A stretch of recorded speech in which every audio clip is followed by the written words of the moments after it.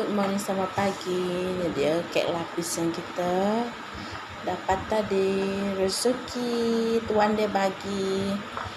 Kan kebetulan nak balik brisk walk tadi. Tengok dekat depan grill dia open. We are open. Dia dekat situ. Dia gantung dekat situ. Try lah masuk, tanya.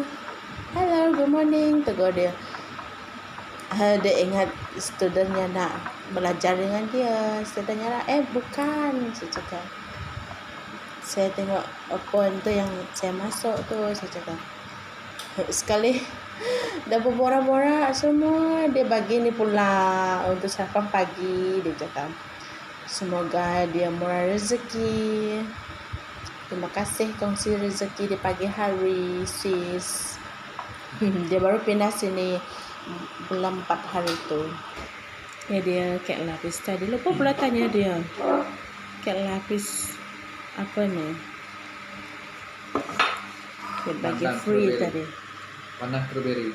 Ni siapa nak order? Sains Kitchen.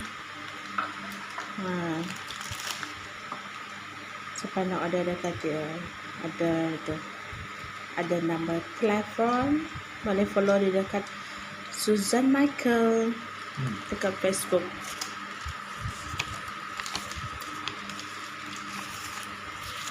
Tak ada bang. Ni ada. Mana?